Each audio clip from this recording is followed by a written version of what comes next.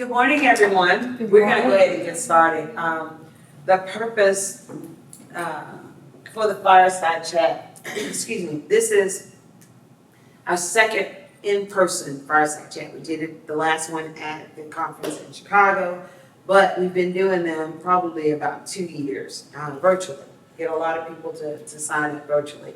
And it all came about when Angela Giddens, and many of you know her, had a conversation, and the purpose was to try to encourage more women to become aviation directors. They've been trying to get me to do that for years. I'm like, I will have no part of that. I didn't have no desire to do that. But also how to encourage women to move into different careers within aviation, whether it's a C-suite position, whether it's a management position. A lot of ladies typically don't feel comfortable moving into that space, right? So it was our goal, Angela Giddens and I, it was our goal to bring ladies to the floor, to have a conversation with you all, with the audience, to tell them how you navigated your career. How did you get where you are? How did you, we were just talking and having a conversation about the mentors. When the mentors come in, how do you tell them? You can't come in, like a bull in a china shop. You gotta earn your respect and your way. And once you get there, it's like you can command or demand whatever you want. So we initially said we wanted this to be on a Friday afternoon or Thursday afternoon where people bring their glass of wine and just talk. Just talk, no PowerPoints, no nothing. And so it really, the first session that we had was with Angela Giddens, Bella Bowen, two former aviation directors, Cynthia Guidry, and Gladys Brown, two current airport directors. So the former airport directors are like, we can tell it all. We retired, we don't have anything to hide. But the two new ones like, yeah, I don't want to say that. So it was a great mix, because when the previous ones were like echoing the sentiments going, but not saying anything. So we continued that. And then we got to a point where we said, we don't want to just have aviation directors. We want to have entrepreneurs. We want to have just those individuals that are in a C-suite space that have no desire to be an airport director as I, to tell you their stories. I mean, how did they get where they are? What did they do? What lessons did they learn? What pitfalls did they, have to overcome? And just prepare you for those that may want to expand or grow their career to get there. The first time we did, and I think it was in Chicago, when we did the session, I had a young lady come up to me and she said, this conference has inspired me to move. Because she said, I've been wanting to do it, but I didn't know how to do it. I didn't know when to do it and all of that. So that's why we're here today. So the title that we came up with was Navigating the Cultural Divide. Because we know there's a divide, whether we want to accept it or not, we know that. So how do you do that? So I'm pleased to have these ladies with us today, but just before we get started, if you have not downloaded the app, please download the app, because the app stays with you, so you'll have contact information. Their bios are there. I don't read bios because that takes some time from the conversation, but I do want you to know that if you have questions for them, or if you want to hear more about what they've done, then please reach out to them via the app. Because again, it goes with you. And if you go to another conference and they have the Hoover app, then you can just use their app. So I'm not one that downloads a lot of apps, but I'll keep that one because I know it will continue to grow. So I'm going to stop talking and I'm going to let them kind of introduce themselves. So I gave them some questions, and I'll just for them to think about, but not something where they have to have a prepared response for it, but just to kind of give them an idea of how the conversation is going to go. So I will let them introduce themselves, one by giving their name, their title, and company that they work for. Thank you so much. So who wants to start? I'll start. Thank you. Do we need this? Can you guys hear us? Okay, great. I'm Danita Russell Ross, CEO of Concessions International, based out of Atlanta, Georgia. We do airport concessions in the airports across the country and in the U.S. Virgin Islands. Today's conference. I'm Saba, Abashawl, Chief External Affairs Officer for Houston Airports, and my portfolio is international government, community, and industry. My name is Jeannie Killebrew. I'm the president and CEO of Killebrew and Killebrew Inc. It's a fire protection engineering firm based out of Denver, but we're doing work across the U.S. Good morning, everyone. Karen, thank you for having us. Really appreciate it. Lise DeAndrea with CXE, based in Annapolis, Maryland. And we're a national customer experience consulting firm for airports. So we specialize in employee engagement strategies, in building customer service for ultimate customer experience. So, great to be here. So you see we have a diverse panel that's kind of doing a little bit of this, a little bit of that, and you may be able to pick up some stuff from them. So my first question is going to be, is aviation where you always wanted to be? Is it something that you woke up and said, oh, I see planes and I want to work at an airport? Some people have that experience, but what's your experience? Lise. So no, I had no idea it's going to end up in airports. My college degree was in broadcast journalism, so I was going to be an anchor person, and but it started as the first potential job standing on the street corner in Nebraska as a street reporter for $13,000 a year. And I said, no, I don't think that's what I want to do. Ended up driving to snow. My career started out in hospitality, and so I had a corporate career with Xerox, Hilton, and Saks Fifth Avenue. So all in training and hospitality and customer service. And with that experience, I built, kind of some experience, and then decided I wanted to go out and do something, kind of more impactful. And I found a consulting firm out of DC that was doing hospitality customer experience strategy. And from there, I started working in the shopping center industry. So that was kind of the connection. And then as we expanded, we were working with shopping centers, all the majors across the nation. And then when airports started to build the kind of shopping center model, the concessions model that was evolving, Westfield at the time decided to move into that space. And Westfield was a big client of ours, and Steve Johnson, who was with Westfield at the time, now the CEO post, obviously, called me and he said, we would like to replicate what you're doing in the shopping centers to help enhance the tenant experience, which was mystery shopping, training and development, recognition and appreciation for the tenants as a value add. So we built that model out. We expanded it to all of the Westfield programs, and then that started to build relationships with all of the tenants, the concessionaires, and we started to really build our portfolio. Then we made the conscious decision to just focus on airports. So that's how I got here. Okay. Yeah, so I started my firm 12 years ago, working for corporate America for approximately 8 years. Never worked on aviation projects specifically in corporate America.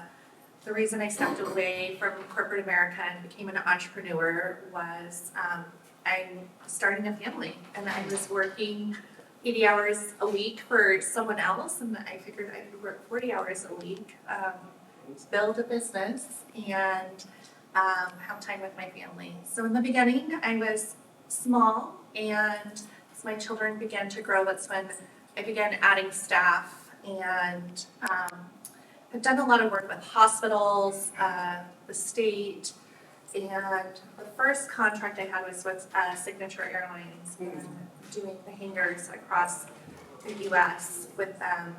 Have always been certified with the City and County of Denver as a DBE, MWBE, and honestly, you would think it would be easier to win contracts, But I didn't win my first contract where they were using my MWBE or DBE until approximately 7 years ago.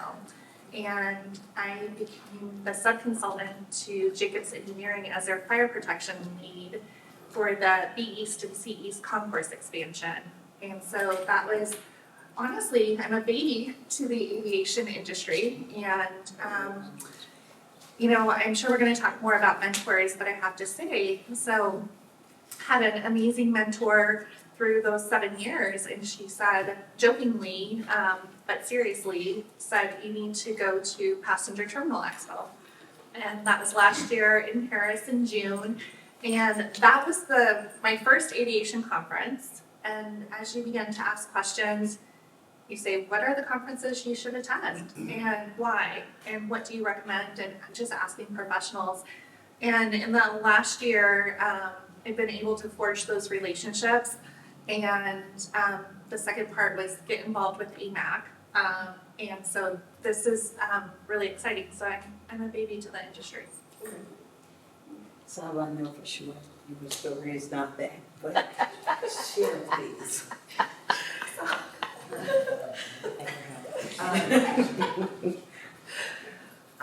As long as I remember when I was a kid and even in my teenage years, I knew I was going to be a pilot. I was going to be a captain of a commercial airline. That was it. And every time my mom would ask me, what do you want to be? I said, a captain. It's just a matter of which airline. And one day she sat me down and she said, girls don't become pilots. So you need to start thinking what you want to be. Now I'm in 12th grade and I'm thinking, but that's what I want to be. And I'm from Ethiopia, and Ethiopian Airlines was, a very good airline even then. And they had a training center, but they didn't have any women.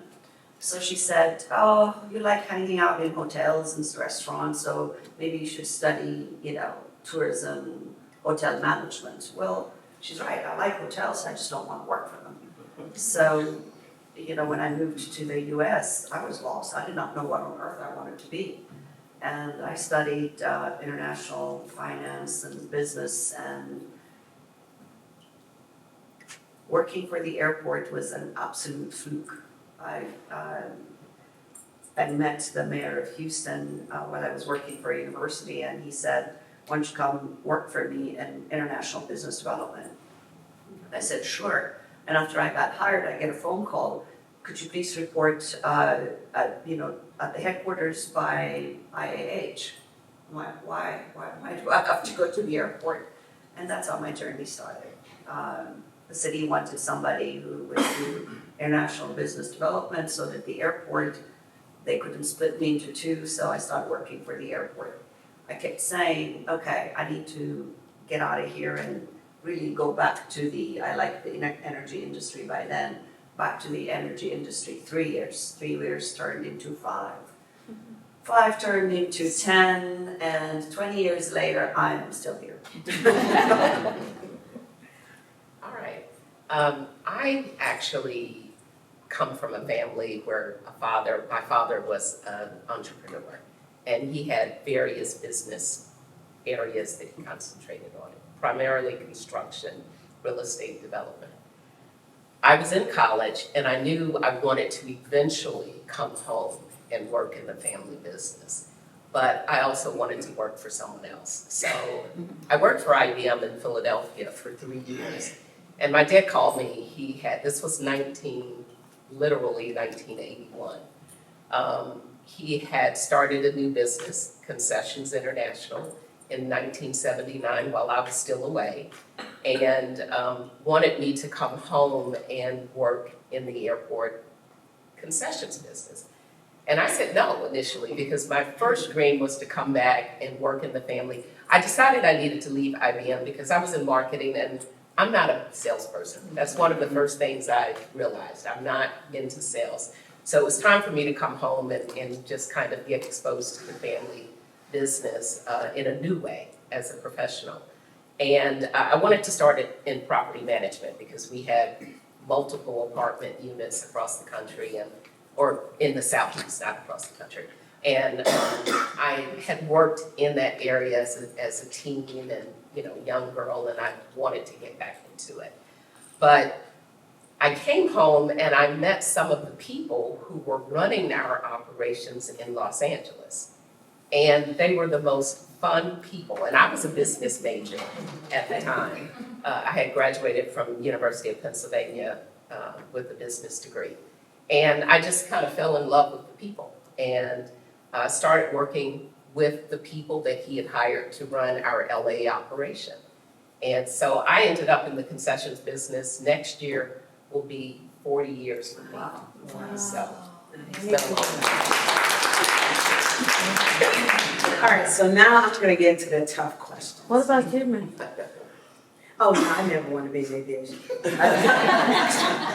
I just fell in it. Actually, since you asked the question, I had just completed my master's degree and I was going on a flight. I was actually in the airport.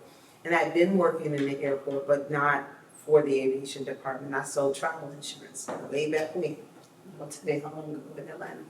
And so I was going on a flight and I saw the parking manager, saw Katie Stansel. She was like, so why don't you come work for me? Like, do what? She was like, well, you got this personality, da. Next thing I know, I was working for Katie. Okay, I worked for Katie, but I was like, yeah, I can't do this. I can't do parking. I love the airport, but I can't do parking. And I was, as Lance Little would tell you all, that I resigned from Hartsfield-Jackson 3 times. Because the first time that I resigned, they said, hey, we'll offer you this if you stay. And I was like, okay. And then same thing, we'll offer you this if you stay. And then last time they said, we'll offer you a new job, which was in customer experience. And I was like, I like this. But I can do this anyway. Many have tried. I've been in aviation in the industry probably 25 years, 15 at Atlanta and so on and so on. But everybody has tried. You need to be an airport director because of your personality, because of your skill set, because you put. I love doing what I do in an airport environment, but I could do that in a hotel, I could do that in a hospital, I could do that wherever. So I just enjoy it. Good enough about me. Tough questions. So let's talk about challenges, I want you all to think about a challenge that you had as a female that your male counterpart may not have experienced, or we're held at a different standard, whether we want to accept it, believe it or not, but the truth is the truth. Now, I'll give you an example. Gladys Brown, you all know Gladys. Gladys Brown is the airport director in Yuma, Arizona. Gladys is every bit of 6'2", 6'2". And so she, African American, and she walked into a room, there was a boardroom, where they were announcing her as being the airport director. She said she put on the highest heel that she had and the reddest lipstick that she had. And she walked into the room, and then she sat down, and one of the guys said, hey, can you get us some coffee? And she said she didn't say anything, she just sat there. And then the guy was like, okay, let me introduce you to our new CEO. And he was like, oh crap, what did I do? What did I get myself into? So I want to hear from you. What is one challenge that you may have experienced within your career that, again, you overcame in whatever way, but your male counterpart would have never had to go through that? Jeannie. I would say it's consistent, where they don't take you seriously. You walk into the room, you speak, and they're not engaging. There's no connection. And so that's why I say they don't take you seriously. Whether you're walking into the room, you've won the contract, you're on the project, you're the project manager managing your team, and they still don't take you seriously. You walk in for a proposal interview and, engaged, and you're working to engage your audience, and they don't take you seriously. So I feel like it's kind of that common thread, walking into the room, I kind of attributed it to as, I'll add the other part of, you think about the why. What do I have to do differently? Why, how can I learn from this, do better to get it engaged because it's your business? And I was like, okay, well, maybe I need to just be more professional, not makeup, but just like tone it down a little bit. Not like, I'm walking down in Las Vegas crazy makeup, but like very lighter and maybe cutting my hair. So you start thinking as a woman, what are these things? Don't wear a skirt, wear pants, different things. And what I came to the realization is that you have to be your true authentic self walking into that room because that's where your power is. And the choice is whether or not they're gonna take you seriously those are the opportunities where you're gonna continue to grow in your business, because how are you gonna shatter that ceiling, right? Because how are you gonna make that change? You can't change them, but you can look inside yourself and you can make those changes if you want to learn, if you want to grow, if you want your business to flourish. Yeah, so that's my thought. Saba, I know you, Nick, I've known Saba for a long time. Actually, Saba was my supervisor when I was in Houston. So, tell Saba. Supervisors is overrated. Karen did what Karen wanted to do.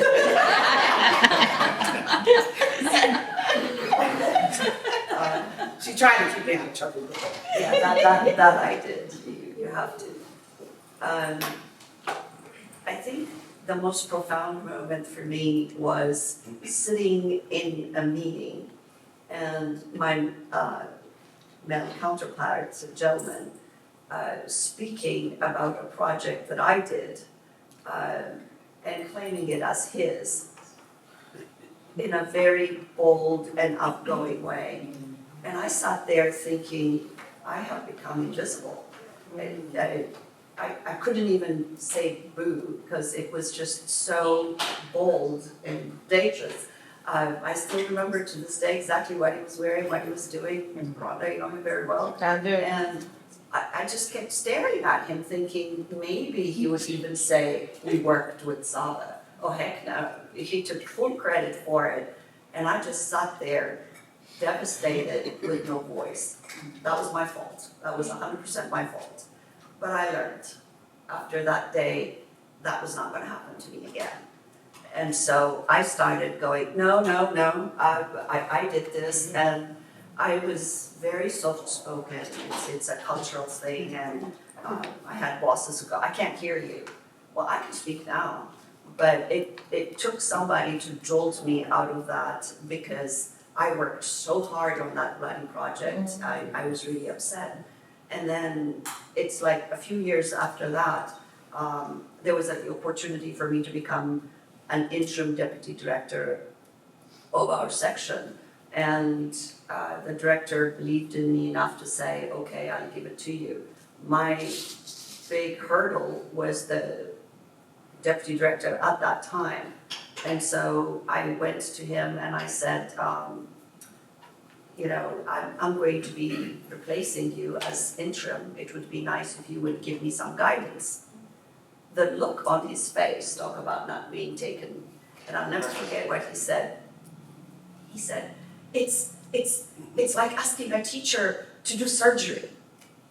Good Lord.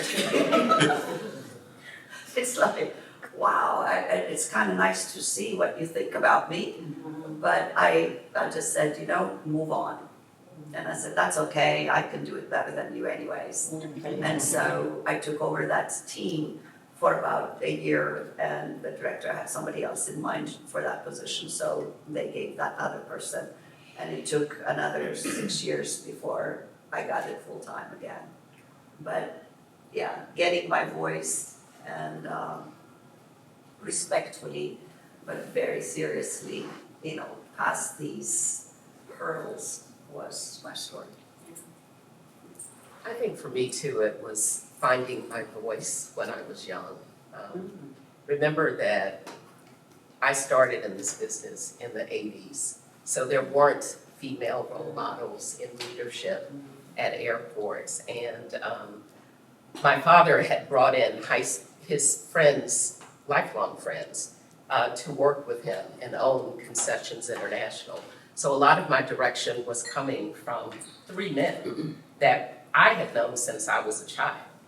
And I remember one time they asked me to do something that just didn't sit right with my spirit. And it was the first time that I found the courage to say no.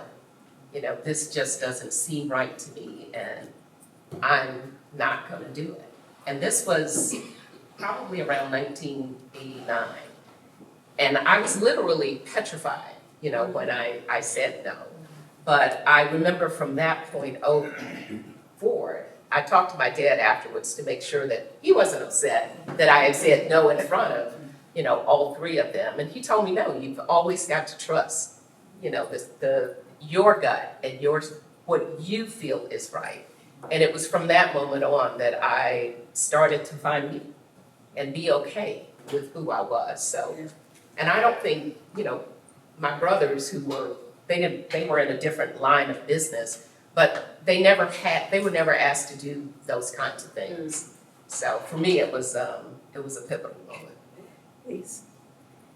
So my situation's a little different in that in customer experience in airports, I feel very fortunate and grateful that most of my clients are female. Because in the CX space, that is just a natural progression for women to be in customer experience. So I love the fact that I get to work with women all the time. Now, one thing that has been prevalent in my life as far as what would have been different for a male versus a female in my career path was the work-life balance and raising a daughter as a single mom and balancing my career around that. And that's something that, you know, most men have not had to experience. And it was a major influence on how I decided to grow my company. I had, you know, a lot on my plate in building a team and driving the business, and I've been in business for 30 years. My daughter's now 28, but it was a difficult time, and I think it was also interesting trying to balance the expectations of, you know, and demands and guilt around all of that. So I think that's something that men probably have never experienced, but I learned a lot from, and you know, I felt very fortunate that was, you know, that helped me to grow and to learn. Yes, thank you. So it's a resounding theme of finding your voice and knowing when, what not to say. And we were having a conversation before you all walked in about Rhonda actually mentions the fact that she talks to her mentees about, again, not coming in to the space like a bull in a china shop. You have to know when to find that space. And so my colleague Tanya Hope is in the room, and I have I'm gonna be nice. I had a situation where one of the assistant city manager here in San Antonio wanted me to do a story with a news organization. And I didn't feel comfortable because of an experience that I had with that company. And so he said, well, you know, it'll be okay, just do it. And I said, Jeff. Well, I said his name. That's okay, because I said it to him, so it didn't really matter. I said, I'm not doing that. And I don't know if I'm just at a point in my career where I'm gonna say what I'm gonna do, what I'm not gonna do, what I feel comfortable with, what I don't feel comfortable with. It didn't start out that way, but I'm there now, and I have my voice now, and I had to make him clear. My director's like, well, I just think you should do. No, I'm not doing it. I said, somebody else on my team can do it, but I'm not doing it. And so he said, well, help me understand why. Now, I had to go through this process with him, telling him why. And then once I did, he said, okay, I understand, but, you know, it really would mean a lot to me if you did it. And I said, it'll mean a lot to me if I did it. And I didn't do it, so I had to find my voice as well. So, Jeannie, you talked about mentors. I know that mentoring is extremely important in any industry, but most especially in an aviation industry as a female. Talk about that. Talk about your mentorships. Yeah, so I sought it out. It was, it wasn't a specific program, but I looked at people that are winning in that space, that are leading well, that have integrity, a history in the industry as well.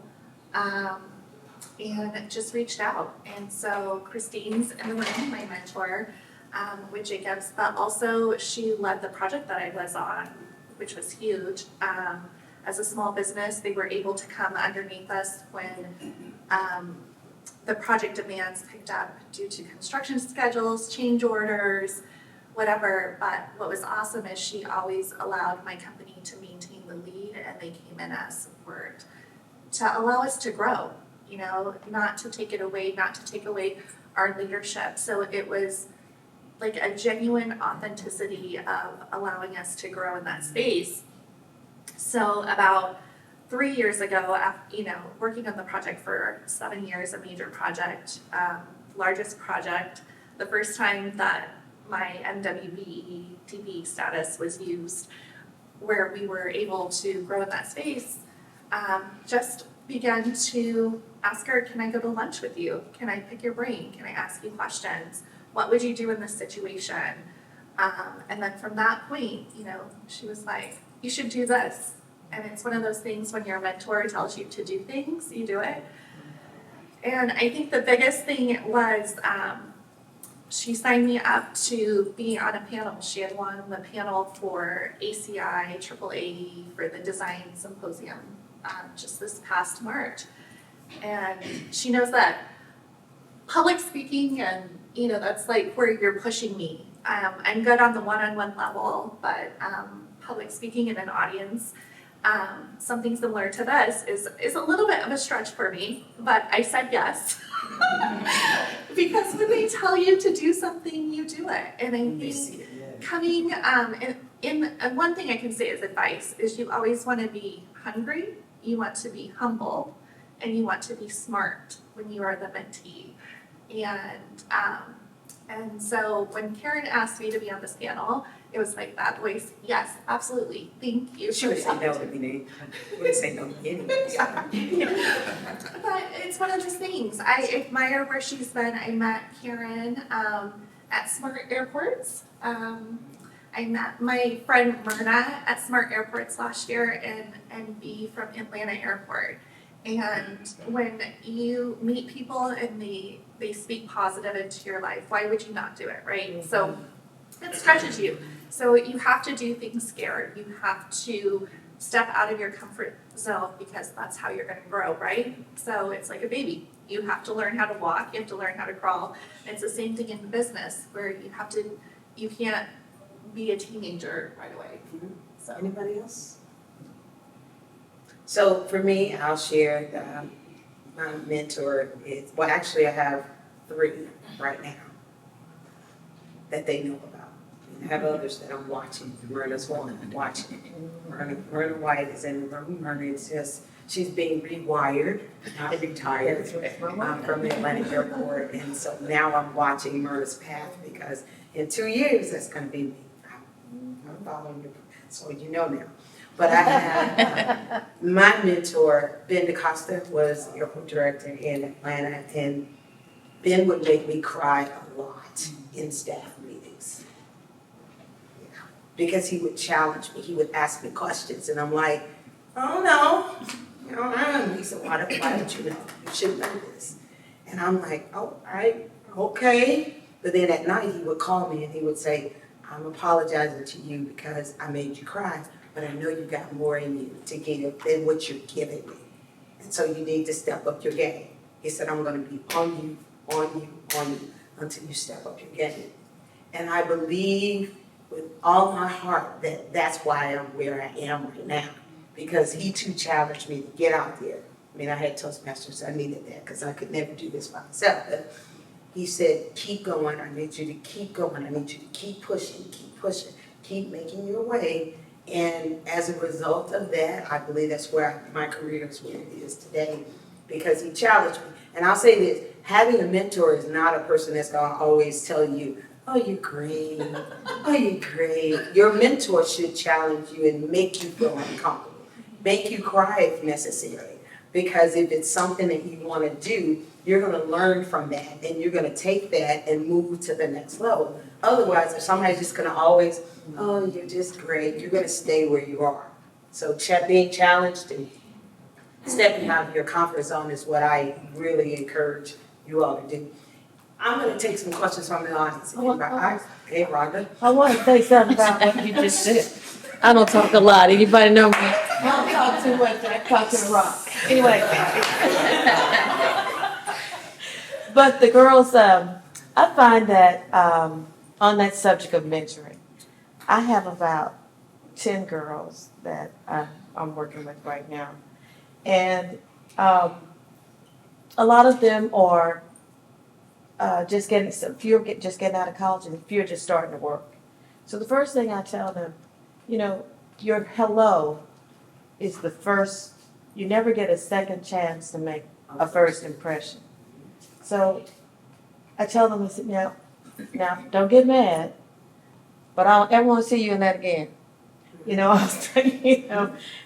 I'm not telling you, everybody has their own style, but I think as women in particular, in order for you to have longevity, you know, this is my third career, but in order for you to have longevity, we need someone to help you. And then sometimes the answer is, I mean, did you think about that before you came in here this morning? Did you know you were going to see me today? Did you look at yourself before you left? So I think it is important, particularly when you're in business. You have to, your perception, how people perceive you is everything, from your speech, your dress, your walk, you know, the way you carry yourself, integrity. So all the things that you guys are saying, I think it's so important. And, you know, it's very important.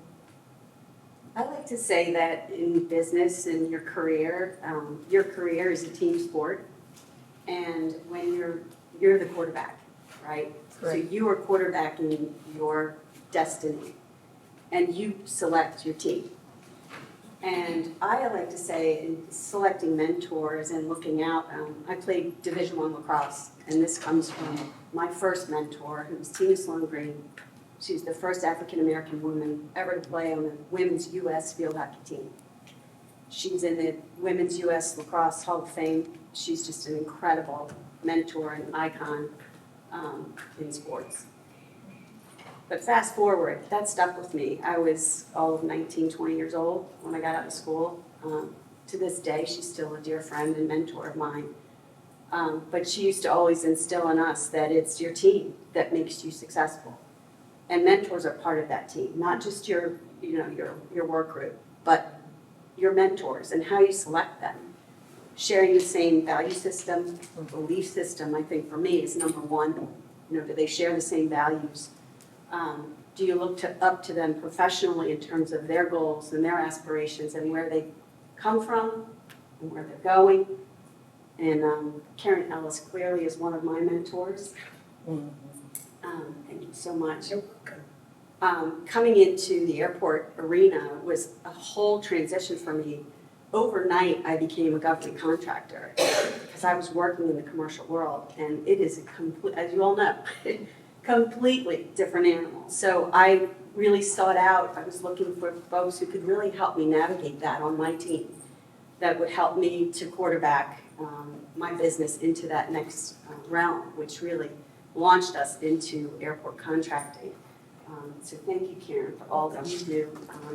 I can pick up the phone anytime and call her with very difficult questions. She helps me with, I just need a sounding board sometimes, or she'll often, advise me without asking. She'll advise me, hey, I think you should try this, or hey, Lise, come help me plan a conference. So I appreciate that so much. But to my point, it's building a team, but you are the quarterback. So selectively look at that and the team that you build around yourself.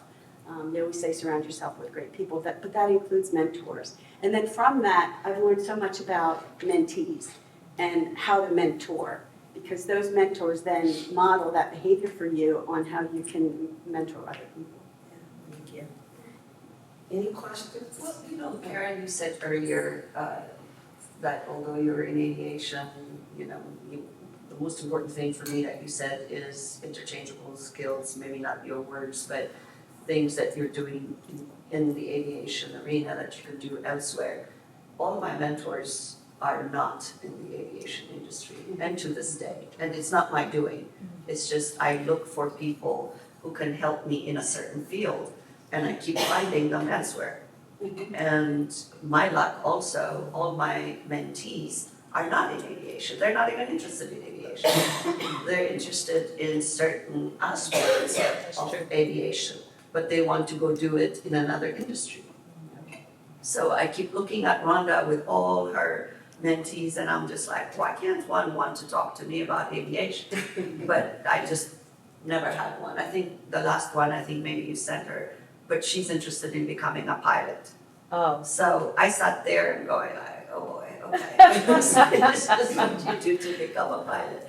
But it's, I think we need to also start thinking aviation is just not one thing. There's nothing in aviation that is not, you know, in another field, whether it's the IT field, the energy field. Yeah. You name it, it's there, it's a city. that's right. So whenever I hear, you know, are you in the aviation industry or mentors in the aviation industry, I kind of tend to keep quiet because no, not everybody is from the aviation industry. Yeah. And good to see you, Marna, and congratulations.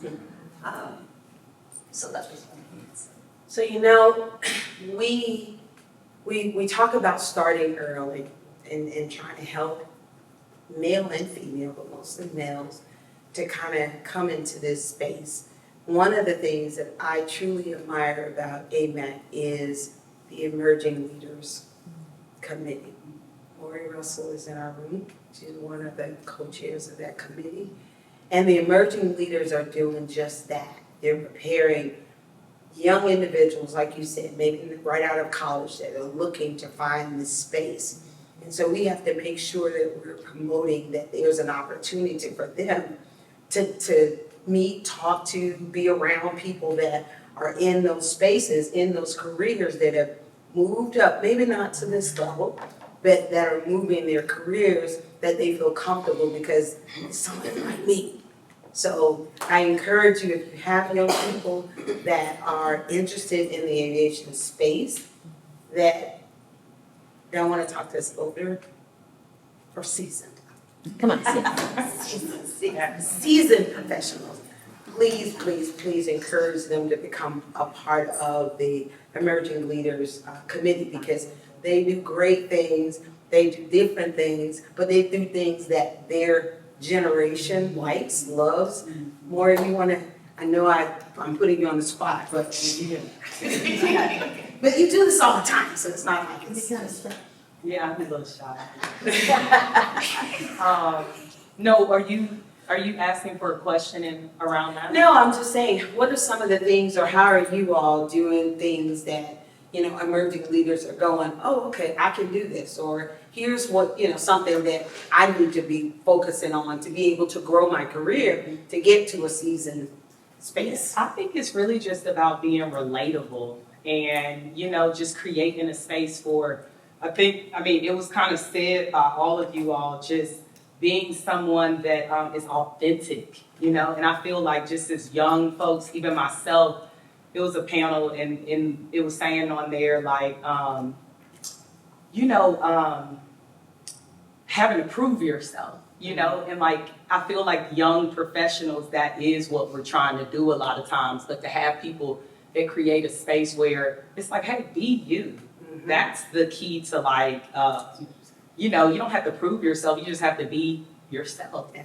And I enjoy like mentors, mentees. I think for a lot of young professionals, it's not easy to find mentors or like you're saying, hey, nobody that I mentor is in that space. So I guess my question would be, you know, what is the best way to approach any of you all? Like if I'm just looking, I've never had a mentor before, but I'm looking for that, like, what do you see as most attractive where it's like, I do want to help her, like, or I do want to help him, like, what would be y'all's advice for that? Great question. Well, I'm gonna answer Maury first, because I'm actually, for those of you who don't know the connection, Maury is my niece. And I'm very happy, one of the things that we're doing as a family is trying to create generational wealth and succession of our business. So not only in the concession space, but in the construction and real estate development. So we have, between my two brothers and I, there are 8 grandchildren that we call G3 for Generation 3. And I'm proud to say 1, 2, 3, 4 of them, 5 are actively involved in different aspects of our business. And I think sometimes, mentorship can be informal, because I know there are many women who are part of AMAC that are mentoring you and Lauren and all of the many, women, emerging leaders that I see here. So it doesn't have to necessarily be a formal relationship, it's informal. It's just knowing people and asking questions and just being aware that, hey, this person has an experience that I can draw from. So let me just ask a question or two. That's sort of how I feel Yes, I agree. that mentorship is today. I think in the past it was probably a little bit more formal, but now it's very informal. And just to piggyback on that, this one right here, I took I did. her from Maury. Because when Maury got up, the first time she spoke, we were at, what conference was that? I don't know, it might have been Tampa, like the. Okay, so she gets up and, I'm so nervous, I said, girl, what's your name? You better get up there and represent your family. You know how to do that. Get up there, get that mic. You better get up there. And she was. That was the mama in her. That was really the mentor. That was the mama. But she was phenomenal. She did a great job. But sometimes it's just Yeah, pushing, yes. pushing. Yeah, and I would add, it doesn't have to be anything formal. It's as you are growing in a space. And I just met Lise this morning and heard her story, and as I'm thinking, she's 30 years in the business, and so I just got elected as the Denver chapter vice president of corporate relations, but we have to do some events and sponsorships, and so I'm like, I'm gonna pick her brain. At some point in the next 2 years, I'm gonna ask her if I have a challenge, and that's what, it doesn't have to be something so formal. You think, I've known Myrna just over a year, and I picked her brain this weekend. What would you do in this situation? And she had thought about it, gave me an amazing response. And it doesn't have to be it doesn't have to be something formal where it's like every month you're meeting. But it's seeing who are those people in the spaces where you want to grow and ask those questions, and who you have in your network. Or if not, I'm sure I could go, Karen, who do you know in this space that could give me good feedback or partner with on something? So I feel like keep it simple. Yeah, I think you said something really interesting earlier when you said that they push you out of the fear zone. Like you said, I'm fearful of something or I'm not sure about something, and mentors help me to kind of bridge that gap, to kind of push you over the bridge to build that confidence. And that's so true. I see that too. And to your point too, you were saying I have multiple, depending on the situation, depending on the issue, I have multiple mentors. I find that too. And out of our industry, it can be in different areas, depending on what you need. I have a question for the group, but first I want to say thank you for your remarks, Karen. I'm watching you too.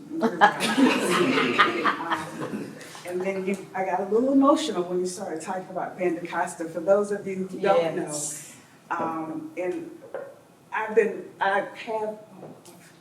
retired 30 years, 30 Rewired. 30 days, rewired. I got to get used to the fact that I'm no longer there. I was about to say, we've had several GMs. I survived 11 of them and about 6 mayors. But Ben DaCosta was there for 12 years, which is like a record. And he trained so many of us. Mike and I were talking last night. There are 5 folks who've gone on to run other airports who were trained by that legend. But anyway, my question, and then I want to respond to Maureen, you can't just ask, would you mind being my mentor? But you have to take action. I've been a mentor to several folks. You got to make the calls. Don't wait for them because they're busy. And if you just check in once a month. And there's several of us who already thought we were your mentors.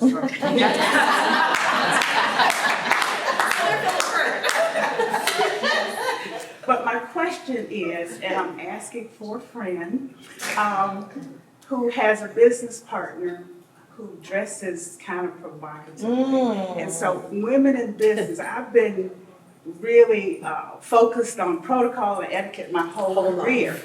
So when it's young women who are part of your staff, it's easy to have a conversation with them. But if it's someone who's a peer or a business partner, how do you say, when we go to talk to investors, I want them to know that we're there for business, not for monkey business. And I believe it really diminishes a woman's credibility when she shows up with too much skin.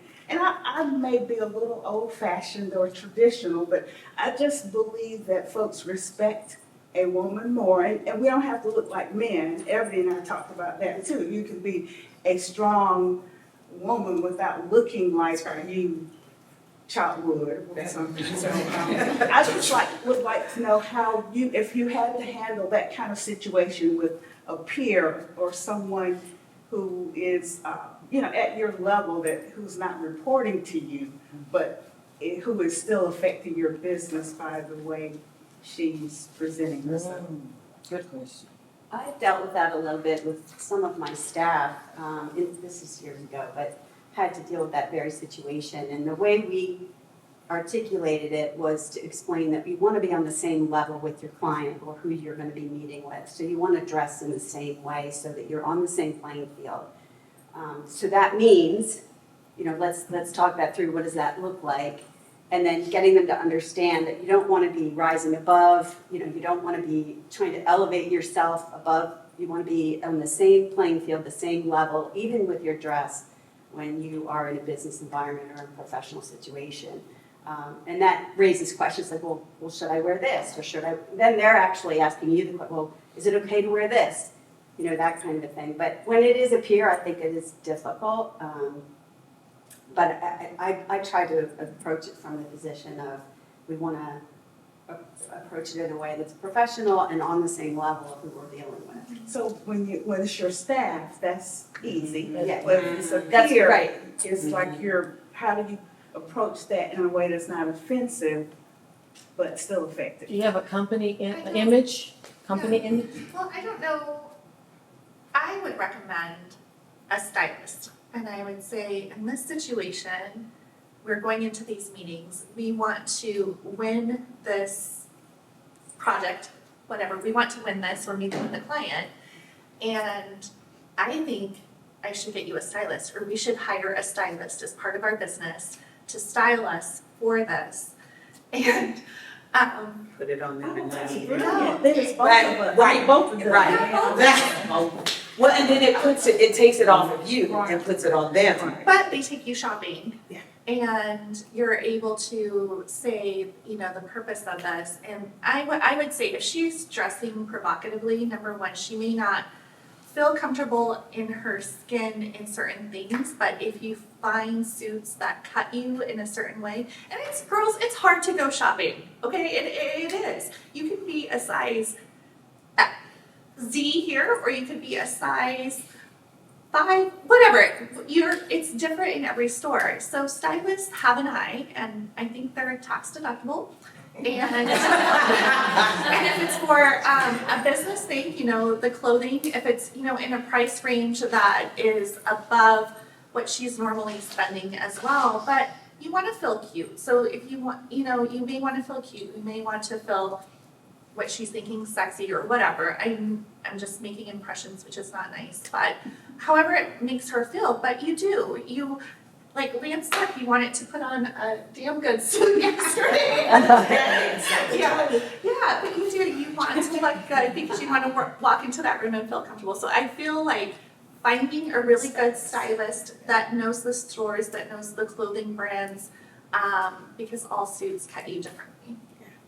I like what Lise said, I'm absolutely going to use it. And Myrna, I don't think it's just with, business partners, it could be with colleagues. I've gotten it, and it's much harder actually for your employees. I've been dragged to HR a few times. I remember that. You would wear something way down here, and I just reached up and picked it up. Saba, don't do that. Saba. That's just, And next thing I know, I'm in HR. It's like, we got this backwards. You shouldn't be in HR, being told what to wear. No, not I. But anyways, and with a colleague, I just said, whoa, are we going to a party today or you got a date? Back in HR. So thank you. I think saying that we need to dress like, for you it's a client, but for the meeting, and now we have, another lady that we work with, and so I love that. Well, just that we're here for business, and let's make sure we're not showing too much skin and that we're not showing too much leg. Just leave it at that, just like kind of as an aside. But we're here for business, and let's be on the same level as our clients. As our client, I love that, yeah, so, thank you. any other questions? Yes. Hi, Lexi Rasmussen from AECOM. I was just curious, like when you are in a situation where you're not being taken seriously, especially someone like me where I'm still like very new, don't have as much knowledge or confidence, what are some actions that you can take to kind of stand your ground and not back down in those situations? That's a great question. So I would say for me, what kind of personal development did I have to do internally to grow in that space? There's amazing books, amazing podcasts. What are you saying to yourself every day? What do you have on your mirror? Like I had to put Post-its up on my mirror. I've been married 23 years, and I always say my husband believes in me more than I believe in myself a lot of times. And he's like, you're gonna go into that room, you're gonna rock it. And he's a crazy introvert, but he thinks outside of the box. He's very entrepreneurial, very encouraging. So he pushes me into that space. But I had to grow into myself, and so I had to do what I call the heart work to grow in that space, to take care of my self-care, of just growing up. I was very quiet growing up, very soft-spoken growing up, and so it's those things that you learn and you go through. So I would just say personal development would be number one, but show up as yourself and in that time. I was gonna say something similar. I think part of it is really being sure of who you are and being comfortable with that. And then did you say you work for AECOM? AECOM, yeah. I'm actually an aviation planner and a drone pilot there. Okay. Well, it's your career too. So if there are any other women or even men who seem to be understanding and supportive, I would reach out to them also, because you never know what type of ally could be out there helping and wanting. But as Myrna said, don't wait for them to come to you, you go to them. I was gonna say, you're obviously in a male-dominated industry. Yeah. Yes. So I hear you. Having worked for Xerox, which was at the time back in the 80s, early 90s, was a very male-dominated corporation. One of the things that they taught us, we actually had training on interacting with one another as women and minorities in that company. It was very helpful. It was to seek to connect. So seek ways to connect with men in a business environment that can help build value and build your credibility. Some examples are maybe, and I don't mean to sound too trite, but sports, if you have interest in sports, connecting with them on a social level that they can connect with, because oftentimes men don't know how to connect with women in a business environment. They've not been trained to do it. They're not comfortable with it. They're used to cajoling with their male counterparts, but when a woman comes into the mix, they honestly don't know how to behave. Many of them. I'm not saying all gentlemen in the room, But I think that's part of it. So if you seek to connect and can make a connection, both socially and in business, showing interest in them instead of backing off, because I think what many women do is they tend to draw into themselves, and they can detect that, and that can be seen as a weakness if you're sitting back and not engaged in the conversation wherever it's going. So those are just some thoughts that I have, is to seek out connection, be yourself, right? And also understand that they're uncomfortable a lot of the times in terms of how they should connect with you. Can they talk about sports with you? Do you know about sports, or whatever it is, golf, or I don't know. There's a lot of different levels that you can try to seek to connect on that come from your personal experience. Yeah, one of the things that I'll add is, for me, when I started out in my career, to Jeannie's point, I needed to do some personal developments. And so to this day, from way back when, I do words of affirmation every day, every morning. And one of those things that I write down every morning is that I am confident. My voice will be heard today. And so with that, I walk into a room and I'm going, okay, you're going to hear me today because I've affirmed that that's what's going to happen for me. But again, that was a personal thing that I had to do. And like you're saying about the notes that you write, that's what I write. Every day I write words of affirmation for myself. And that helps me to continue to move forward. And I can walk in the room with my shoulders back, to regardless if it's male, female, whatever, because I'm confident because of what I put in the atmosphere for myself for that day.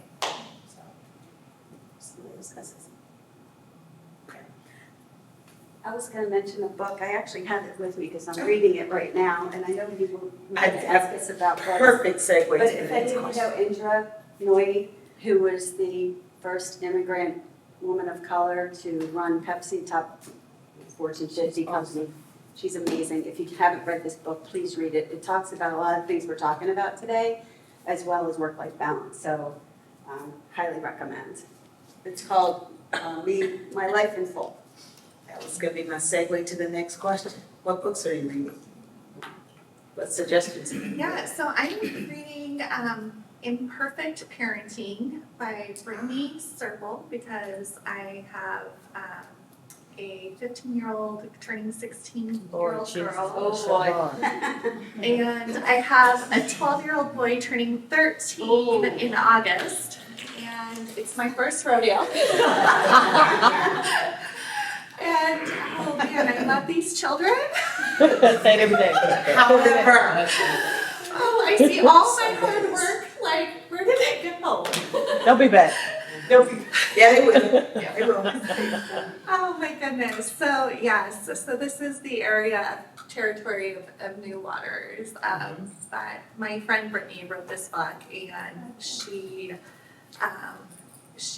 is winning in the space of parenting, and so yeah. So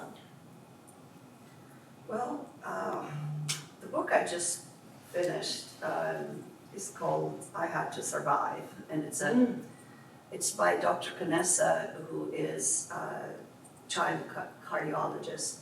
But I don't know how many of you would remember there was an aircraft crash in the Andes back in the 70s, in the middle of the winter. And there were 40-some people, only 16 survived by, I guess, eating the dead bodies of their families and friends. There was a movie called Alive that was done, which I'm going to watch next. So I think everything was overly exaggerated about the cannibalism, I guess. But what I think one of the messages in this is he doesn't even talk a lot about that part. It's just how respectfully can one eat one's family? What would drive you to even do that? I mean, they ate the chairs, their shoes, their everything else, and then, So it was a story of survival, but it was also a story of leadership. And these were rugby players. They were 19, 20, and some of the elders. And the leaders that came out of that group were the most unlikely ones. The two that actually walked to get help and made it, one was Dr. Canessa, who is now very renowned, and he applies everything that he has learned in the mountains, in the way that he does surgery, in the way that he saves lives, in the way that he pushes the limits, because his limits were pushed beyond any human endurance. And so if you just don't, put the eating part aside, there was a lot of camaraderie, trust, leadership, perseverance that was there to get these people to survive. Unfortunately, I had the pleasure of meeting him a couple weeks ago in Uruguay, and I said, what happened to the others? And there were some that succumbed to drugs. There were some that, got sicker and, passed on. But there were some that are still around. And he is now 72 years old or something, and they still get together and play rugby's. Nice. But it's human survival at the most, impossible place and time. So it's a very uncomfortable book, but now I'm gonna watch the movie. Well, I am listening to Viola Davis's autobiography. It's great. Yes, and it reminds me just the stories that we're telling about what we're reading. Our journeys are similar, and as you read autobiographies, you can always pick out pieces that are very relatable to you. So that's where I am. I like to read about other people's stories to see how common our lives are. So we gotta wrap up, but what I'll do is in the last 5 minutes is ask you all to provide our audience with one piece of advice that you learned either from an experience that you overcame, one that you're experiencing now, or one for the future. So what advice would you provide to our audience for somebody that's looking to grow their career in the aviation space as a female? Sorry, guys. So I would say get in the room with it. You don't want to be in the room where you're like at the top of your game. You want to be in the room where you're being stretched. So I would say get in the room. I always say, trust your gut instincts and take risks.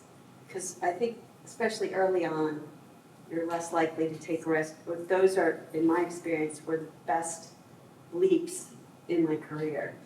And the other thing is, when you're having your worst day, or your worst week, or your worst month, that's the straw that you're going to turn into gold. And that's where you're going to learn the most. So, and my mom used to use that growing up all the time. We're going to turn straw into gold here. It's not the end of the world, but you're going to turn this straw into gold, and it's going to be golden. So that's always running in the back of my head. We're in a straw day, and I know it's going to be golden. We just got to work and turn the straw into gold. I would say that we as women are stronger and more tenacious than we think we are. And if you stay grounded and faithful, God is a real important part of my life. Amen. And you stay centered in that faith, whatever comes your way, you will be able to survive it. So. Well, can I just say ditto? You could, It's like work. but It's like work. Don't sweat the small stuff. Yes. Stay focused, don't sweat the small stuff. And the last thing that I would say is, one of the things my mom used to tell me all the time, what's for you is gonna be for you. Nothing, no one can take that away, no one, and if it's not for you, it's not for you.